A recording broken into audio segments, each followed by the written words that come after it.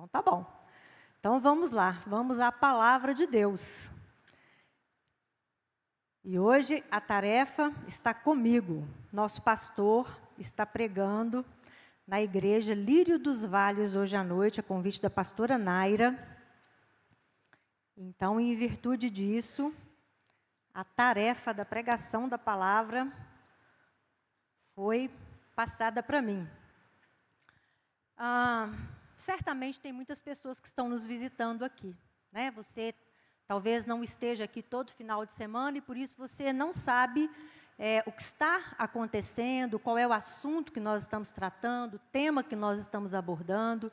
E esse ano, Deus deu uma palavra ao nosso pastor, e é o ano que a igreja está vivendo debaixo dessa palavra. E que palavra é essa? Esse ano é um ano de aprofundamento no conhecimento da palavra de Deus, de aprofundamento nas orações, de aprofundamento na intimidade com Deus, de aprofundamento nos nossos relacionamento como filhos de Deus, como irmãos em Cristo. Nós vamos tentar tratar diversas áreas da nossa vida como cristãos em que nós precisamos nos aprofundar. Dentro desse tema do aprofundamento, agora nesses últimos meses nós estamos tratando a respeito das fortalezas que aprisionam as nossas mentes, nos afastando do conhecimento de Cristo e nos impedindo de aprofundar cada vez mais o nosso relacionamento com Deus. Então, nós estamos tratando a respeito de sofismas, de filosofias e do orgulho que nos impede de aprofundar o nosso relacionamento com Deus. E nós temos usado muito o texto que está em 2 Coríntios, no capítulo 10, nos versículos de 3 a 5. Hoje eu vou usar a versão King James atualizada, e o texto diz assim: porquanto, embora vivendo como seres humanos, não lutamos segundo os padrões deste mundo, pois as armas da nossa guerra não são terrenas, mas poderosas em Deus para destruir fortalezas. Destruímos vãs filosofias e arrogância ou orgulho, que tentam levar as pessoas para longe do conhecimento de Deus, e dominamos todo o pensamento carnal para torná-lo obediente a Cristo. E por que nós estamos tratando a respeito de sofismas? Por que nós estamos tratando a respeito de filosofias que muitas vezes nos levam para distante do conhecimento de Cristo? Por causa de um texto que nós vamos ler, que está em em Mateus, no capítulo 7. E hoje eu quero tratar com você. O pastor mandou uma mensagem para os pastores, os demais pastores, os que estavam escalados, né, para a pregação nos próximos finais de semana, e ele disse assim: por favor, escolha um tema onde você verifica que há sofismas, filosofias, entendimentos incorretos para tratar junto da igreja. E eu, pensando a respeito disso, orando, eu venho orando sobre isso há dias, porque eu sabia que eu estava na escala desse mês, e eu comecei a orar, e eu falei: Senhor, me ajuda a discernir um tema para tratar com a igreja. E eu quero tratar hoje com você aquele que, para mim, é o sofisma mais perigoso, e que pode estar na vida de qualquer um de nós que está aqui, que é os sofismas, as crenças erradas a respeito do novo nascimento. E por que isso, pastora? Porque se você colocar o primeiro tijolinho da sua construção, se você fizer a primeira carreirinha equivocada, toda a sua construção vai estar em risco. E eu, nos muitos anos de gabinete que tenho, nos muitos anos de seminário Caminhos de Deus, pelos quais eu passo, nos muitos anos de visitação a APAC, a AMAC, a asilos, a entidades de assistência social e tantos outros lugares que a gente frequenta. Como nós vemos conceitos errados a respeito do que é uma conversão. Como nós vemos conceitos errados a respeito do que é o processo do novo nascimento. E eu, então, escolhi esse tema. Eu quero falar a respeito dos sofismas, das filosofias, vãs filosofias, que estão, muitas vezes, levando as pessoas ao engano sobre o novo nascimento. E por que eu fiz essa escolha? João, capítulo 3.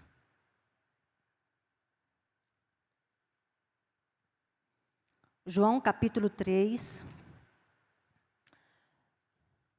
Desculpa, não é João, é Mateus, capítulo 7. Mateus, capítulo 7.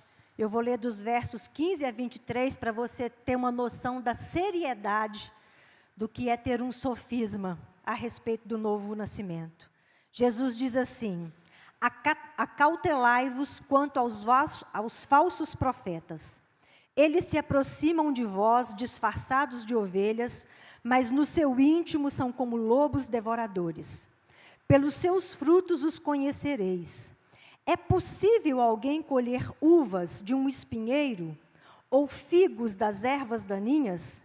Assim sendo, toda árvore boa produz bons frutos, mas a árvore ruim dá frutos ruins. A árvore boa não pode dar frutos ruins, nem a árvore ruim produzir bons frutos. Toda árvore que não produz bons frutos é cortada e atirada ao fogo. Portanto, pelos seus frutos os conhecereis. Nem todo aquele que diz a mim, Senhor, entrará no reino dos céus, mas somente o que faz a vontade de meu Pai que está nos céus. Muitos dirão a mim naquele dia, Senhor, não temos nós profetizado em teu nome? Em teu nome não expulsamos demônios? E em teu nome não realizamos muitos milagres? Então lhes declararei, nunca os conheci. Afastai-vos da minha presença, vós que praticais o mal. Veja o problema de nós acreditarmos em algo que não é verdadeiro. Essas pessoas estão chegando diante de Deus com toda convicção. E dizendo, Senhor, em teu nome nós não expelimos demônios, curamos os enfermos, profetizamos. E o Senhor dirá para elas, eu não te conheço. Apesar de você ter feito todas essas coisas, você nunca nasceu de novo. Você não vai herdar a vida eterna. Então, por esse motivo, eu fiz essa escolha. Mas eu quero convidar você a acompanhar comigo agora sim, João, capítulo 3. Nós vamos ler os versículos de 1 a 15, porque esse é o texto sobre o qual nós vamos falar hoje. Apesar de eu ter lido esse texto em Mateus, que vai fundamentar a nossa história hoje, o desenvolvimento do nosso assunto está em João capítulo 3, versos 1 a 15, e o texto diz assim: havia entre os fariseus um homem chamado Nicodemos, membro do Supremo Tribunal dos Judeus. Ele, de noite, procurou a Jesus e lhe disse, Rabi, sabemos que é mestre vindo da parte de Deus, porque ninguém pode fazer esses sinais que estás realizando se Deus não estiver com ele. Jesus respondeu-lhe declarando, em verdade te asseguro, que se alguém não nascer de novo, não pode ver o reino de Deus. Nicodemos questionou, como pode um homem nascer sendo velho? Pode todavia entrar pela segunda vez no ventre da sua mãe e nascer novamente?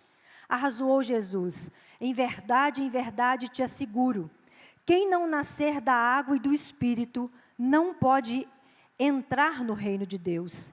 O que é nascido da carne é carne, mas o que é nascido do Espírito é Espírito. Não te surpreendas pelo fato de eu te haver dito: deveis nascer de novo. O vento sopra onde quer, tu escutas o seu som, mas não sabes de onde vem, nem para onde vai. Assim ocorre com todos os nascidos do Espírito. Replicou-lhe Nicodemos: como pode acontecer isso? Explicou-lhe Jesus: tu és mestre em Israel e não compreendes essas verdades? Em verdade te asseguro que nós dizemos do que conhecemos e testemunhamos do que temos visto.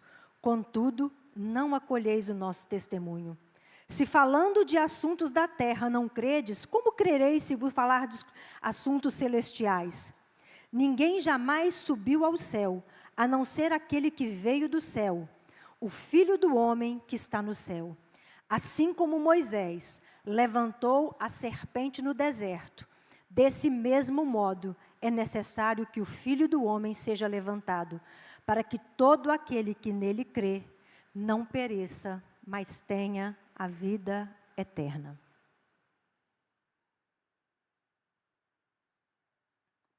Nós estamos falando aqui a respeito de um dos homens mais religiosos que havia em Israel. Nós estamos falando aqui a respeito de um homem que fazia parte, se haviam muitos religiosos, grupos religiosos, pense no grupo mais zeloso entre os grupos zelosos pela palavra de Deus, que eram os fariseus. Hoje a gente brinca, né? Fala que a pessoa assim, que é falsa e tal, e a gente chama ela de fariseu. Fala, fulano é um verdadeiro fariseu. Mas deixa eu te falar uma coisa.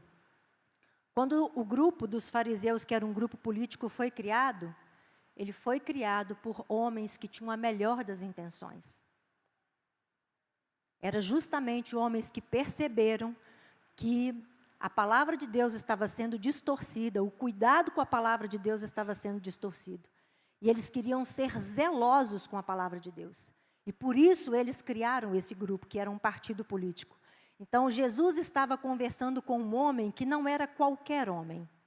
Ele não era qualquer pessoa. Ele era um líder dentro desse partido, de pessoas que eram zelosas com a palavra de Deus. E esse homem, certamente, vendo tudo o que estava acontecendo, os milagres que Jesus estava operando, e todo aquele assunto corrente ali, a respeito do que estava acontecendo com a pessoa de Jesus, ele sai de madrugada, ele sai de forma discreta, e ele procura ter um encontro com Jesus, para saber quem era Jesus. E eles têm uma conversa ali, bastante interessante. Às escondidas, mas tiveram. E aí eu quero conversar um pouquinho a respeito do que estava acontecendo ali. Um homem religioso, um mestre da lei, mas que não tinha a menor ideia do que era o processo do novo nascimento. Pois bem, eu quero começar falando com você a respeito de 4 verdades sobre o novo nascimento que derruba muitos sofismas e muitas filosofias que podem, inclusive, estar dentro da sua mente e da minha mente. Você está preparado? Eu só quero te fazer um pedido. Por favor, não resista à minha pessoa. Talvez você não tenha muita simpatia pela minha forma de pregar ou pelo que eu vou falar aqui. Talvez você possa, em algum momento, talvez até mesmo se sentir ofendido. Mas não observe a minha pessoa. Preste atenção no que a palavra de Deus está falando com você. Porque o objetivo que o Espírito Santo tem aqui nessa noite é alcançar a sua mente para quebrar as fortalezas que porventura podem estar aí, para alcançar o seu coração. Amém? Muito bem. Primeiro sofisma que eu quero tratar com você. Por que alguém precisa nascer de novo? Qual a necessidade de nós passarmos pelo processo do novo nascimento. Eu sei que tem muita gente que diz assim: pastora, fulano é do bem. Fulano é uma boa pessoa. Ele ainda não recebeu Jesus. Ele ainda não conhece Jesus. Mas ele é do bem. O primeiro sofisma que precisa cair por terra, na sua mente e na minha mente, é esse: nós somos inimigos de Deus por natureza. Nós nascemos inimigos de Deus. Nós não somos amigos de Deus. Nós não somos do bem. Nós fomos inoculados com o veneno do pecado na nossa vida. E isso é desde o Éden. E todos os nossos antecessores, os nossos pais, os nossos avós, os nossos bisavós, os nossos trisavós, os nossos tataravós, e assim por diante, da mesma forma. O gene do pecado vem lá do Éden, e ele vem passando de geração em geração. Sem a presença do Espírito Santo, nós só queremos o que não presta. E não é o seu vizinho, não. Não é aquele seu parente que não tem caráter, não. Todos nós temos uma tendência terrível para o que é mal. Todos nós temos uma tendência terrível para aquilo que não presta. Nós somos irremediavelmente pecaminosos, pecadores, agressivos para com Deus. O que muitas vezes tem sobre nós é um verniz. Aquele verniz assim de polidez, educação. Sabe a pessoa que é bem educada, a pessoa que é gentil, aquela pessoa que se esforça por não extrapolar o direito dela e não ferir o outro, mas isso é apenas uma casca. Porque quando alguém toca em nós, naquela área que é sensível, pensa em feras, em bestas que estão dentro de cada um de nós. E aquilo sai quando você menos imagina. Então, nós precisamos entender o seguinte: sem o novo nascimento, nenhum de nós tem prazer em Deus. Nenhum de nós tem prazer nas coisas de Deus. Sem o novo nascimento, você não quer orar. Sem o novo nascimento, você não tem o menor desejo de jejuar, a não ser quando você quer perder uns quilos. Sem o novo nascimento, as coisas espirituais são um enfado para você. Elas são cansativas. Elas são monótonas.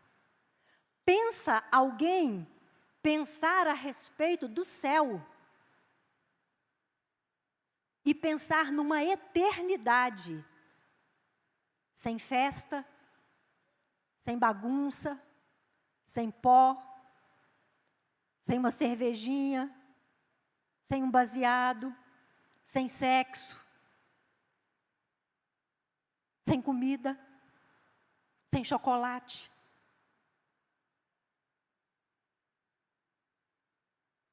Nossa, pastora, que ambiente. Só é capaz de se regozijar com a presença de Deus e pensar na eternidade se você nasceu de novo. Se você não nasceu de novo, o ambiente do céu, para você, é só uma monotonia. Apenas uma fé intelectual ou emocional não é suficiente para o novo nascimento. No versículo 2,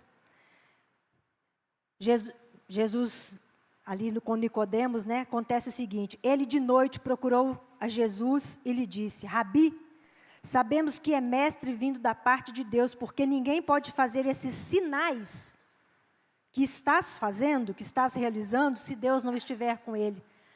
Nicodemos viu milagres.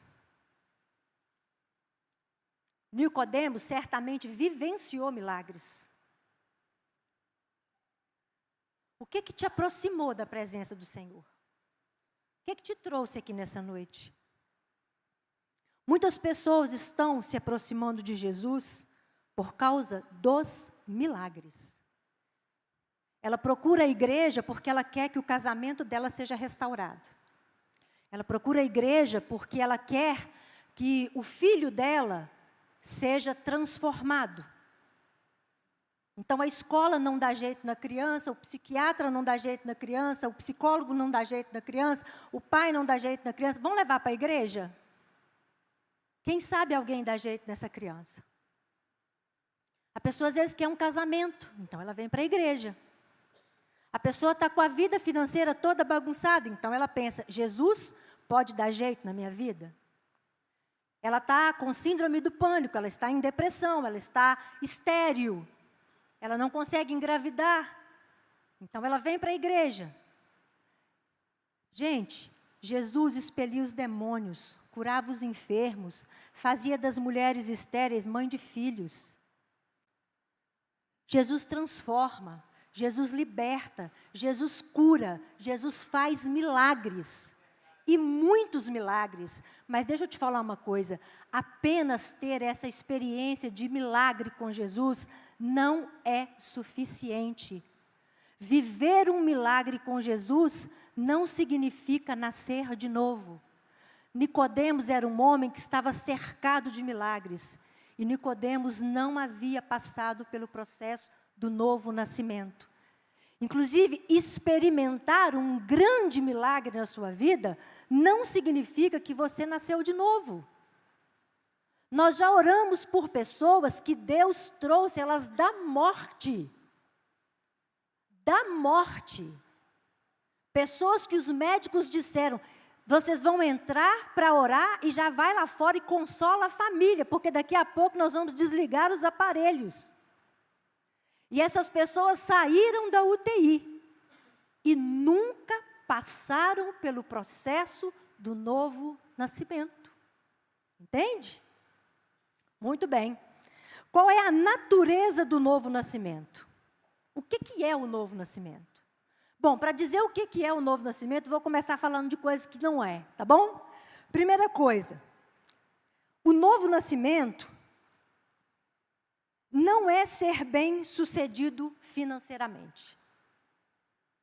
Tem pessoas que acreditam que porque elas estão enriquecendo, elas chegaram na igreja, elas não tinham nem uma bicicleta.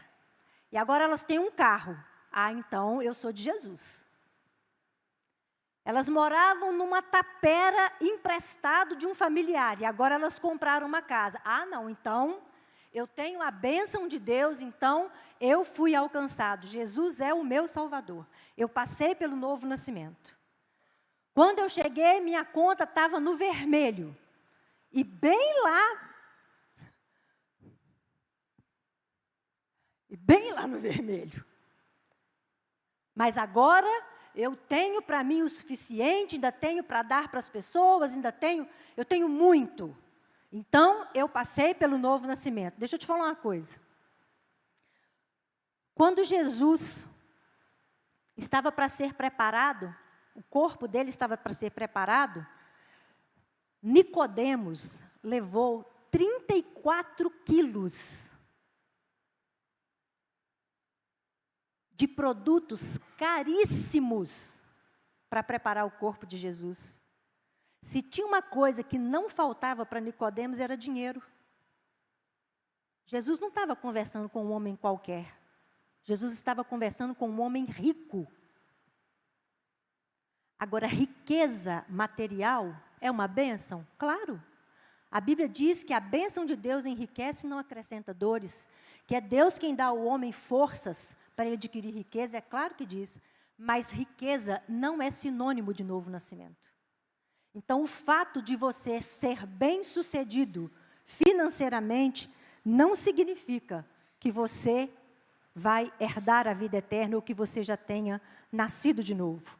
Uma outra coisa que não é o novo nascimento: ter conhecimento da Bíblia ou memorizar versículos.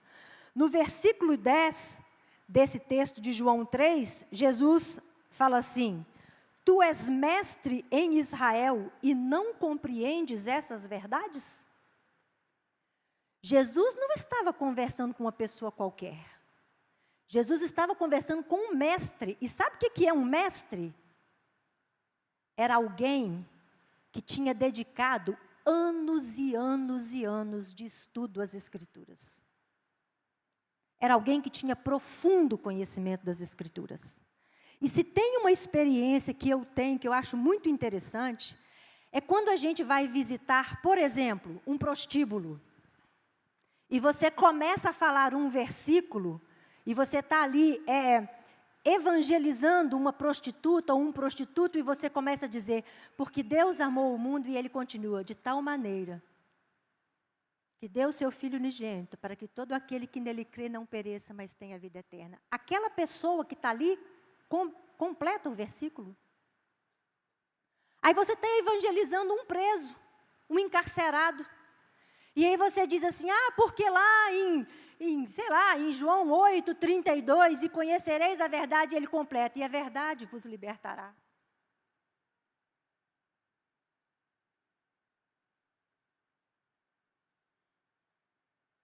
E quantas vezes eu já vi amigos, colegas de evangelismo saírem impactados de uma visita ao presídio, ou de uma visita a um prostíbulo, ou de uma visita a pessoas de situação de rua, e dizendo: pastora, a senhora viu como aquela pessoa conhece profundamente as Escrituras? E o que isso quer dizer? Nada. Nicodemos conhecia as Escrituras de trás para frente, de frente para trás, do jeito que você quisesse, de ponta cabeça, de perna para o ar. Mas Jesus falou com ele assim: você é mestre, mas você não entende nada do reino dos céus. Você não nasceu de novo, Nicodemos. Você não passou pela experiência do novo nascimento.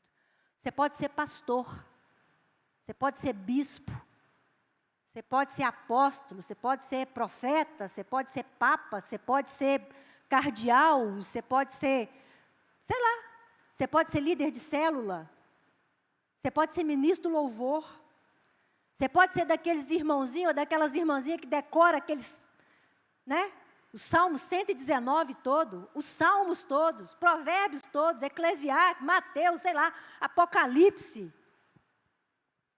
Mas apenas ter o conhecimento das Escrituras não é sinal de que você nasceu de novo. O que mais? Ser fiel à religião. Versículo 1.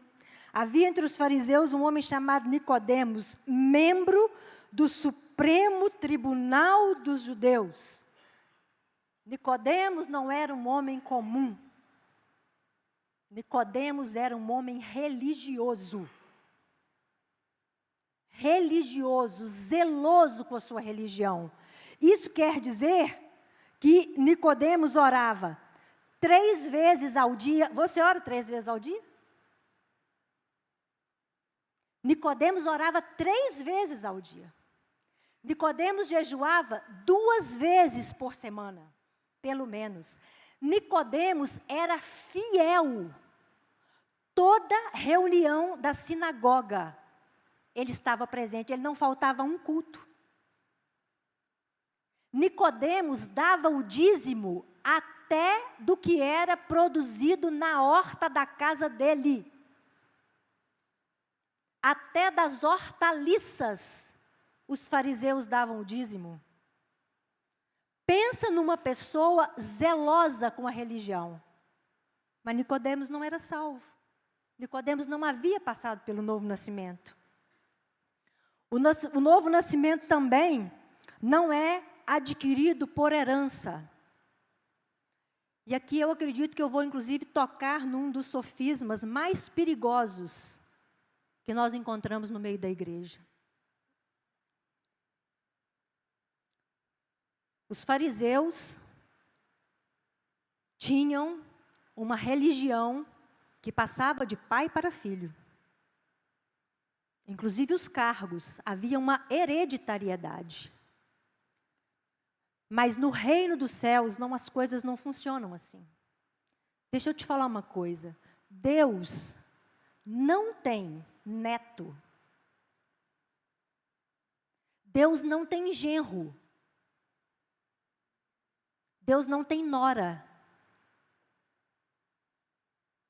Você compreende isso? Deus só tem filho. Somente filhos é que Deus tem. Lá em Atos 16, 31 e 34, tem um versículo que é muito utilizado para sustentar um sofisma que está dentro da igreja evangélica. E eu quero pedir aos meninos que... Atos 16...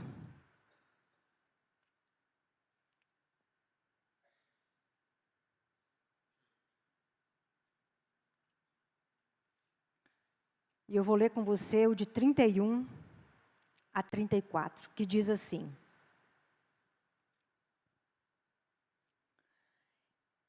Eles prontamente lhe afirmaram: crê no Senhor Jesus, e assim serás salvo, tu e os de tua casa. Normalmente, a gente fica só no 31, certo? Mas vamos para o 32 ao 34.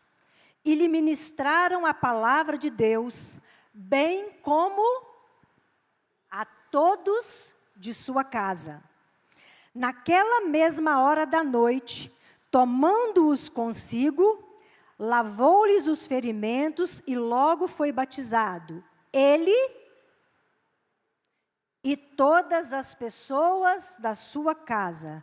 Então insistiu para que subissem à sua casa, onde lhes preparou mesa farta e, com todos os seus, expressava grande júbilo por haverem crido em Deus. Queridos,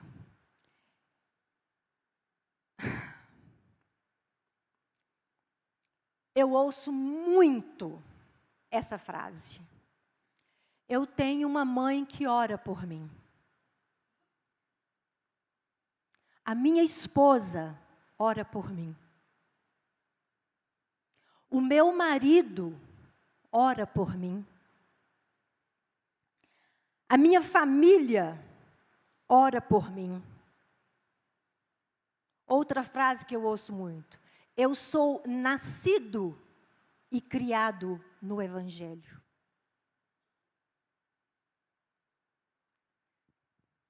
Nem que seja no último suspiro, vai dar tudo certo. Eu quero te mostrar alguns exemplos de pais que oraram por seus filhos e que não deu tudo certo. Eu quero te mostrar o exemplo de uma mulher que também não deu tudo certo para o marido dela. Você está preparado?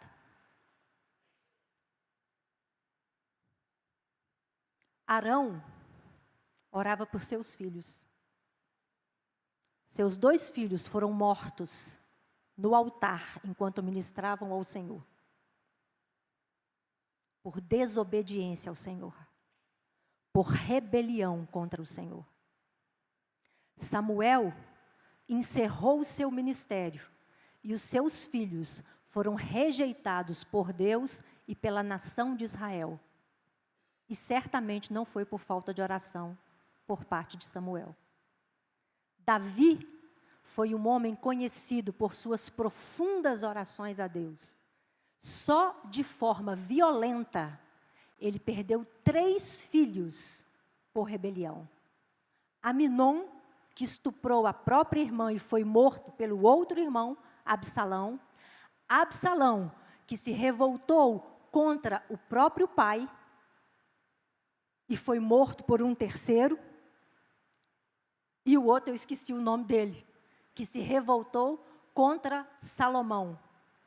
E Salomão mandou matá-lo.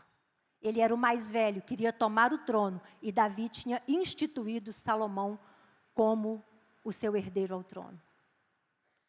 Não é por falta de oração. Tem muita gente que está levando a vida de qualquer maneira, sem preocupação, em ter uma experiência verdadeira e profunda com Cristo, porque está pendurado na expectativa da oração, do pai, da mãe, da igreja, da família, ou porque foi nascido e criado no Evangelho. O marido de Abigail caiu morto, caiu duro. E ela depois ainda casou com Davi. Fica dando bobeira aí para você ver. Achando que a oração de mulher vai te salvar. Achando que a oração do seu marido é que vai sustentar a sua vida espiritual. Cada um precisa ter a sua experiência particular com Deus. Pais, levem seus filhos a terem uma experiência particular com Deus. Semeie a palavra do Evangelho no coração de seus filhos. Agora, tem uma coisa. Tem uma coisa, pais. Cada filho faz a sua escolha. Nós somos responsáveis por evangelizar os nossos filhos, mas nós não podemos responder pela escolha que cada um deles faz. Cada um vai responder diante de Deus pela escolha que for feita. Muito bem. O novo nascimento também não é apenas uma reforma moral. Versículo 6. De João 3, diz assim: o que é nascido da carne é carne, mas o que é nascido do Espírito é Espírito. Veja bem, Jesus não estava conversando com um homem iníquo, com um pervertido. Jesus não estava conversando com um adúltero, um prostituído, um ladrão, um vagabundo, um preguiçoso, um alcoólatra, um viciado. Jesus estava conversando com um homem íntegro moralmente. Tem muita gente que chega para a igreja e depois de algum tempo ela diz assim: eu não fumo mais. Não, eu bebia muito, agora eu não bebo mais. Não, eu era viciado, mas agora eu não sou mais. Eu vivi uma vida de promiscuidade. Eu mantinha relacionamentos sexuais fora do contexto do casamento. Ou eu vivia em prostituição, eu vivia em adultério, eu vivia em práticas homossexuais, mas agora eu não tenho mais essa vida. Então eu nasci de novo. Nicodemos não tinha nenhuma dessas práticas. Eu roubava, eu mentia, mas agora eu não minto mais. Essas coisas são importantes, é claro. A transformação da nossa moral, é claro que ela é muito importante. E ela é uma das maneiras, um dos frutos que é produzido na nossa vida. Imagina você dizendo que nasceu de novo e tendo uma vida toda esculhambada. Mas o que eu quero te dizer, que ter uma vida reta, moralmente, não significa novo nascimento. Porque Nicodemos tinha uma vida moral organizada, mas ele não era nascido de novo. Outra coisa que não é ser nascido de novo, passar por um ritual.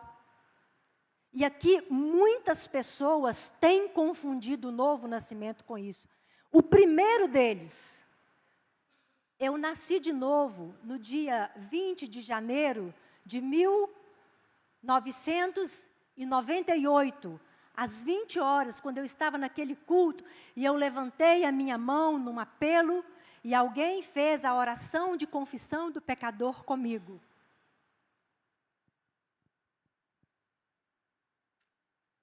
Mas depois daquele dia, eu nunca mais me comportei como um pecador arrependido.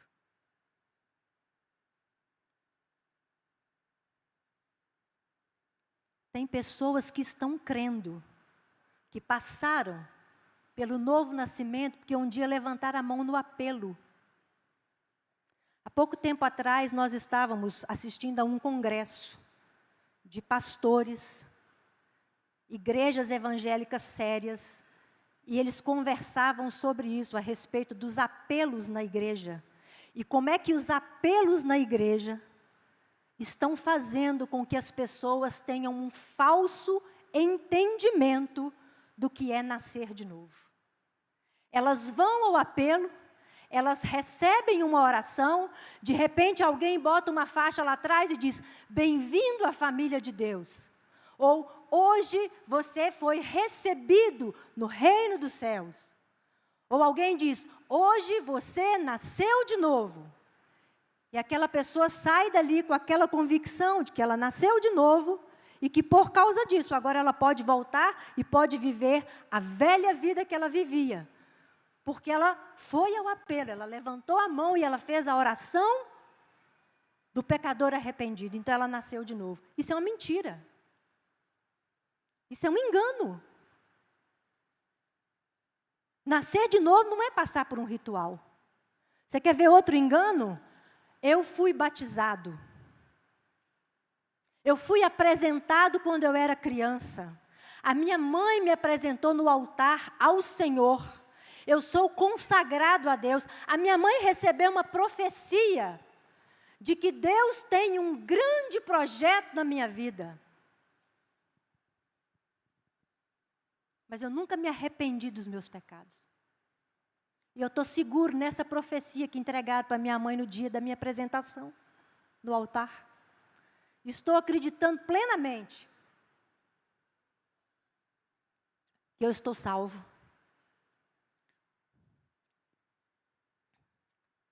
Me tornei membro da igreja. Estou salvo. Eu tomo a Santa Ceia. A pessoa tira foto do copinho da ceia, bota no Instagram. Isso não quer dizer nada. Ao contrário. Pobre daquele que não passou pelo arrependimento dos seus pecados e está tomando a ceia de forma indigna. Novo nascimento não é um ritual. Bom, nós vimos um monte de coisa que não é. Agora vamos ver o que é? Primeiro, é algo radicalmente novo.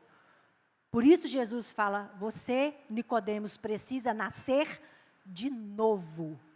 Só que no texto, essa palavra de novo, não quer dizer apenas novamente. Algo que você não tinha antes e agora você tem. No grego, esse termo de novo significa nascer do alto. Significa nascer de Deus. Significa nascer do Espírito.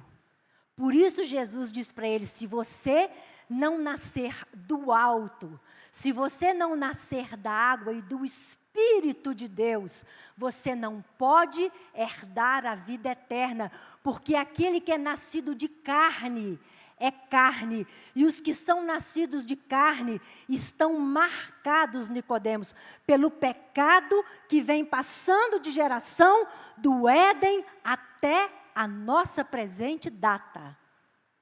E se você não nascer de novo, essa marca vai impedir você de herdar a vida eterna. Você precisa nascer do alto. Você precisa ser regenerado. Você precisa ser gerado outra vez. Gerado agora por quem? Gerado pelo Espírito de Deus. É o Espírito de Deus que vai te trazer à luz agora, Nicodemos. Você precisa nascer do alto. Você precisa receber essa atitude que é sobrenatural, que é milagrosa. O nascimento que vem do alto, ele transforma a nossa mente. Ele arranca de nós o coração de pedra, Nicodemos. Ele nos dá um coração sensível à palavra de Deus. Aquele que é nascido de Deus, ele não resiste à palavra de Deus. Aquele que é nascido de Deus, ele tem sensibilidade ao Espírito Santo. O orgulho já não domina mais a vida dele. Ele já não quer mais inimizade com Deus. Ele não quer inimizade com as pessoas. Quem pode dizer que ama a Deus a quem não vê, se não ama seu irmão a quem vê?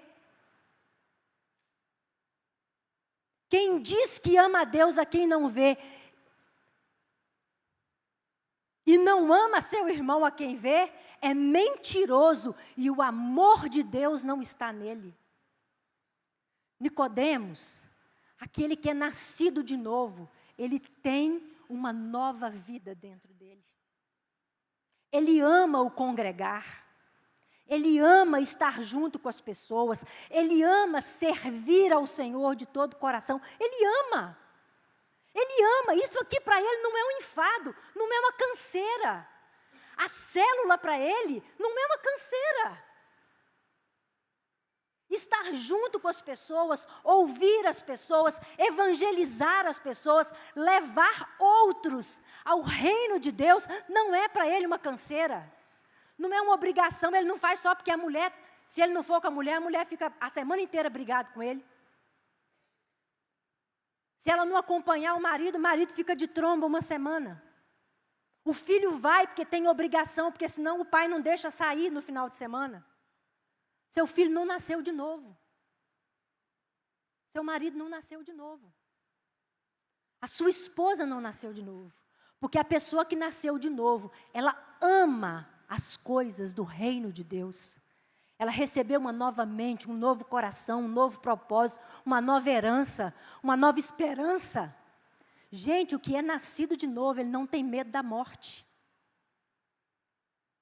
O que é nascido de novo, ele almeja a eternidade.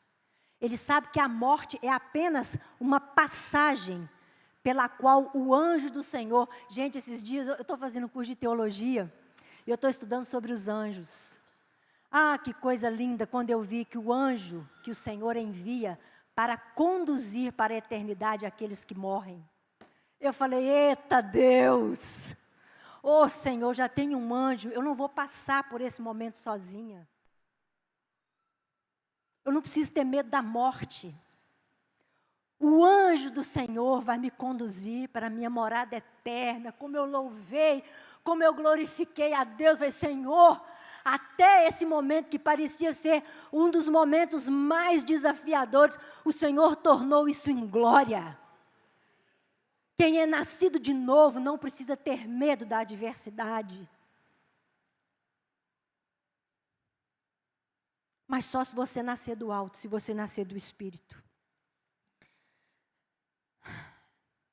E nós temos que nascer da água e do Espírito, sabe por quê? Porque o nascimento da água é símbolo de arrependimento. Todos aqueles que eram arrependidos dos seus pecados eram batizados por João Batista. A mensagem principal de Jesus é arrependei-vos e crede no Evangelho. Não há novo nascimento sem arrependimento. Não há. É impossível alguém dizer que passou pelo novo nascimento sem arrependimento dos seus pecados. Você pode ser membro dessa igreja. Você pode ser obreiro dessa igreja.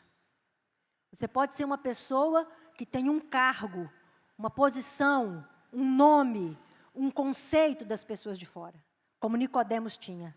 Mas quando ele aproximou de Jesus com toda aquela pompa, a primeira coisa que Jesus falou com ele, Nicodemos, você precisa nascer de novo. É impossível passar pelo novo nascimento sem arrependimento. É impossível passar pelo novo nascimento sem receber a palavra, sem deixar com que o Espírito Santo te convença do pecado, da justiça de Deus e do juízo de Deus. É impossível passar pelo novo nascimento pensando assim: está tudo bem, eu sou uma boa pessoa. Eu não sou uma boa pessoa. Não está tudo bem. Eu fui marcada pelo pecado. Eu não tenho condições de salvar a mim mesma. Eu fui inoculada pelo veneno de Satanás. Desde o Éden, eu sou inimiga de Deus. A minha carne luta contra Deus. A minha carne me afasta de Deus. Eu estou condenada eternamente. Só Jesus pode pagar a minha dívida, pois Ele é o Cordeiro de Deus que tira o pecado do mundo. Enquanto você não se convencer disso, você não passou pelo novo nascimento. Se você achar que você é bom e que você vai dar um jeito, você está redondamente enganado. Esse texto também diz que o Espírito Santo sopra onde Ele quer. Tem gente que a gente olha e diz assim: fulano? Tem jeito para ele não, pastora. Você vai ver muitas vezes o Espírito de Deus soprando em lugares onde você jamais imaginou. Você se lembra de Saulo de Tarso? Perseguidor da igreja, assassino de cristãos, impiedoso. E Jesus foi ao encontro dele. E o Espírito Santo jogou ele do cavalo. Irresistível presença do Senhor. Talvez seja menos conhecido aqui um rei chamado Manassés, rei de Judá. Pensa num homem profano, promíscuo, assassino, idólatra, miserável. Não só contaminou a si, como contaminou toda uma nação. Foi levado cativo, aprisionado, tratado igual um animal. Mas lá na prisão, o Senhor alcançou o coração dele. Pensa num homem arrependido, que confessou os seus pecados. E o Senhor alcançou ele lá, dentro daquela prisão. Pensa numa mulher prostituída, que hoje, se ela estivesse no nosso meio, muitos diriam assim: mas essa vagabunda, essa prostituta, essa mulher não vale nada. Essa mulher acabou com vários casamentos. Essa mulher destruiu famílias. Essa mulher não tem salvação para ela. E Jesus encontrou Maria Madalena. Aquela mulher era possuída por 7 demônios. E ela foi liberta. E aquela mulher foi a primeira missionária a testificar a respeito da ressurreição de Jesus. Gente, o Espírito de Deus sopra onde Ele quer. Às vezes a gente olha para um e diz assim: ai, fulano tem tudo para ser um cristão. Mas está lá com o coração duro, orgulhoso. E justamente porque todo mundo acha que ele é muito bonzinho, até ele acredita que ele é bonzinho e acha que não precisa de Jesus. E aquele que está lá, na sarjeta, ele levanta a voz e ele clama, ele diz: Senhor, tem misericórdia de mim. Então o vento, ele sopra onde quer. Muito bem. Você não está triste comigo não, né? Posso continuar? Já estou caminhando aqui para o final. Condições para o novo nascimento. Versículos 14 e 15. Assim como Moisés levantou a serpente no deserto, desse mesmo modo é necessário que o Filho do Homem seja levantado. Você conhece essa história? Nós não vamos abrir aqui não, mas essa história, ela está relatada lá em Números 21. Eu vou te contar rapidamente essa história. O povo de Israel o povo hebreu, havia sido retirado do Egito, estava sendo levado para a terra que Deus havia prometido. No deserto, esse povo pecou contra Moisés e pecou contra Deus e acendeu a ira de Deus contra eles. E por causa dessa ira, Deus enviou uma praga de serpentes abrasadoras que picavam e o veneno delas matava todos aqueles que eram picados. E a Bíblia diz que milhares começaram a morrer lá no deserto, picados por essas serpentes. E o povo, então, desesperado, vendo a morte iminente, eles começaram a clamar a Deus por misericórdia. E Moisés, então, intercede a Deus por eles.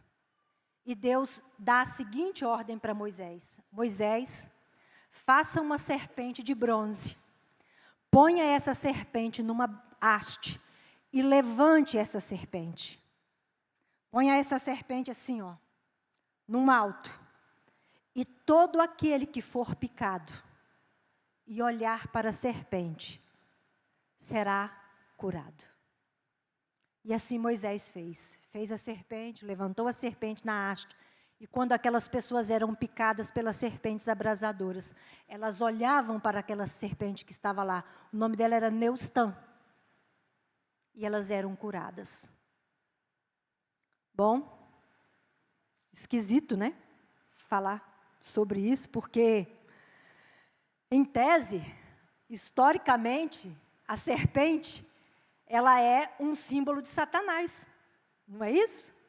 E como é que Deus manda levantar uma serpente ali no deserto? E Jesus fala com Nicodemos, assim como Moisés levantou a serpente no deserto, ele está dizendo, vamos, Moisés, vamos, Nicodemos, fazer a mesma coisa. Do mesmo jeito que Moisés levantou a serpente no deserto, ele diz, importa que o Filho do Homem seja levantado também. Então, veja bem.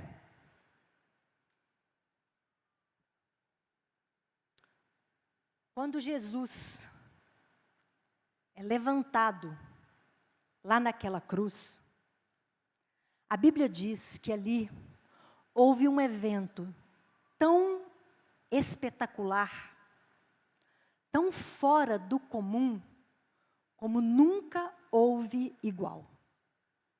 A Bíblia diz que o sol não suportou presenciar aquela situação. Houve trevas. A Bíblia diz que Deus não pôde amparar o seu filho na cruz. Sabe por quê? Porque no momento em que ele foi levantado naquele madeiro, o seu pecado e o meu pecado, todos foram depositados sobre Jesus. Aquela serpente simboliza o seu pecado e o meu pecado. Por isso que quando Deus olhou para ele, Deus o fulminou ali naquela cruz.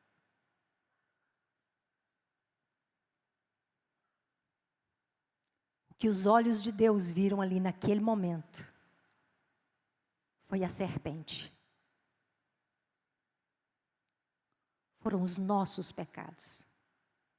E sem derramamento de sangue, não há remissão de pecados.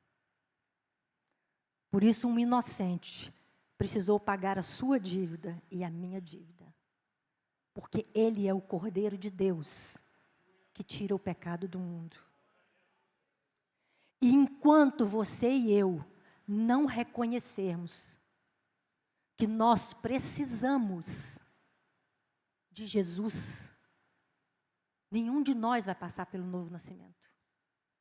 Enquanto nós não reconhecermos que aquele pecado que levou Jesus à cruz, à morte, era o meu pecado, era a minha dívida que estava lá, eu não tenho como passar pelo novo nascimento. E se eu não reconhecer o alto preço que foi pago pela minha vida,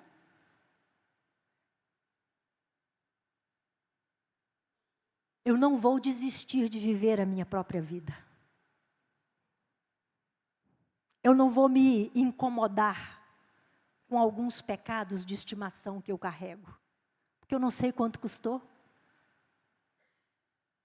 Não fui eu que paguei. Não foi a minha morte. Foi a morte do Filho de Deus. E por isso, enquanto você não toma consciência disso, você não passa pelo processo do novo nascimento. Você pode vir à igreja. Você pode tomar a ceia. Você pode cantar no coral. Você pode ser do Ministério de Louvor. Você pode ser do departamento infantil. Você pode ser um pastor. Mas você não passou pelo novo nascimento. Então, eu preciso reconhecer o meu estado de pecado. Eu fui inoculado pelo veneno mortífero daquela serpente abrasadora. E se eu não olhar para a cruz, se eu não fixar os meus olhos em Cristo, eu não posso passar pelo novo nascimento. E eu preciso olhar com fé para Jesus. E a palavra de Deus, inclusive, me dá uma orientação. Que importa apenas um nome pelo qual nós devamos ser salvos. Eu não sou salvo pelo nome de São Paulo. Eu não sou salvo pelo nome de São Pedro. Eu não sou salva pelo nome de Maria. Eu não sou salva pelo nome de José. Eu não sou salva pelo nome de Elã. Eu não sou salva pelo nome de São Paulo. Só há um nome pelo qual importa que sejamos salvos. Só um foi a cruz e pagou o preço pelos meus pecados. E eu não quero com isso desrespeitar a religião de ninguém, mas esse sofisma precisa ser destruído na vida de muitos. Jesus é o único que faz a intermediação entre Deus e nós.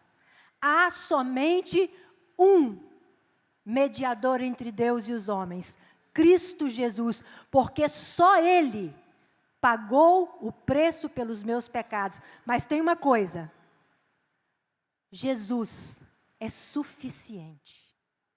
Não é Jesus e as suas obras.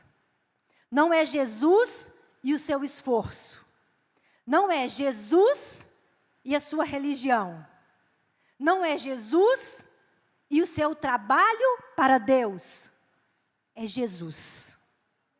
O que você fizer após isso é apenas uma consequência do seu novo nascimento.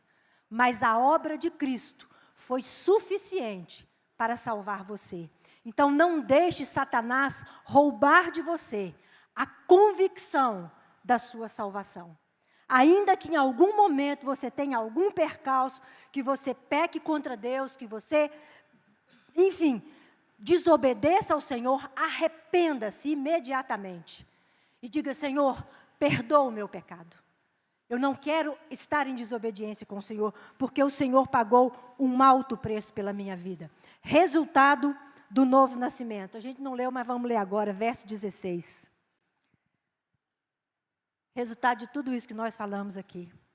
Porque Deus amou o mundo de tal maneira que deu o seu Filho unigênito, olha aqui, para que todo aquele que nele crê, primeiro, não pereça. Se você passou, ou pensa em passar hoje, pelo processo do novo nascimento, você não precisa ter medo da morte e nem da condenação eterna. Segundo, e tenha a vida eterna.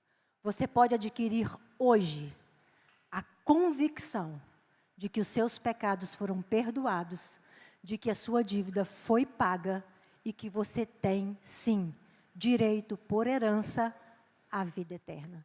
Pastora, mas eu não valho nada. Eu também não. É a graça. Graça é um favor que nem você, nem eu merecemos. Amém?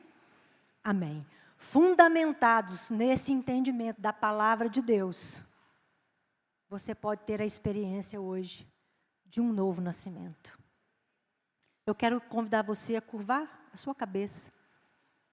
E nós vamos orar. Eu não vou fazer apelo, eu não não vou chamar você aqui à frente, absolutamente nada disso. Porque essa é uma experiência muito íntima, muito profunda. E se você começar a chorar, as pessoas podem dizer, nossa, que quebrantamento que está acontecendo ali. E pode ser que você esteja apenas emocionado. Ou quem sabe se você fosse uma pessoa como eu, mais séria, não é de muito choro, alguém olha e diga assim, nossa, que coração duro. Só o Espírito Santo sabe o que está acontecendo aí agora, dentro de você. Só o Espírito Santo sabe a profundidade com a qual Ele conseguiu alcançar o seu coração. Só o Espírito Santo sabe o que Ele está te revelando hoje a respeito de quem você é. Da sua experiência pessoal, se você realmente já nasceu de novo. Se você teve uma experiência de salvação com Jesus. Mas eu quero orar por você. E eu quero dizer para você que ao final do culto, os presbíteros vão se posicionar aqui à frente. E quem sabe você hoje, talvez você nunca tenha feito uma oração dizendo para o Senhor assim, Senhor, eu me arrependo dos meus pecados. Eu entendi que eu não sou uma boa pessoa. E que eu preciso de Jesus. Ou então eu entendi que eu sou uma pessoa moralmente correta, mas ainda assim, isso não é suficiente para me salvar. Então os presbíteros podem te auxiliar nessa oração. Ou quem sabe você precisa de uma oração por uma enfermidade, por um problema, um desafio que você está enfrentando. Assim que nós terminarmos esse culto, os presbíteros se posicionarão aqui e você já pode tomar o seu lugar. Mas eu quero orar com você nessa noite. Querido Deus, eu quero te agradecer porque o Senhor deixou a sua palavra para nós e ela é muito clara. O Senhor não precisa de pessoas eruditas, estudadas e de gente assim muito diferente para falar a respeito das coisas do reino. As coisas do reino são simples. E se nós podemos reduzi-las aqui a duas expressões, nós precisamos nos arrepender. E nós precisamos crer no sacrifício de Jesus na cruz por nós. E eu quero te pedir, ó Deus, que nessa noite haja regeneração aqui. Nessa noite haja novo nascimento, haja arrependimento, confissão de pecado, quebra de fortalezas da mente, de sofismas, de enganos, de filosofias vãs, onde as pessoas dizem todo mundo é filho de Deus. Eu sou filho de crente. A minha mãe ora por mim. Eu fui nascido e criado no Evangelho. Eu conheço a Bíblia toda. Eu sou uma boa pessoa, eu não mato, eu não roubo, eu vivo para minha família. Eu não tiro nada de ninguém. Aliás, eu nem sou como o pastor fulano de tal. Ele está lá, ele está no púlpito e está fazendo isso e isso de errado. Senhor, que cada um de nós aqui seja convencido do pecado, da justiça e do juízo do Senhor. E que cada um se arrependa na medida em que for necessário. Mas que nessa noite, ninguém volte para casa sem a convicção de ter nascido de novo. Obrigada por esse dia. Guarda a nossa semana, livra-nos do mal. Que o Senhor nos abençoe e nos guarde. Que o Senhor faça resplandecer sobre nós a luz do seu rosto e tenha misericórdia de nós. Tenha misericórdia de nós, Senhor. Que o Senhor sobre nós levante o seu rosto e nos dê a paz.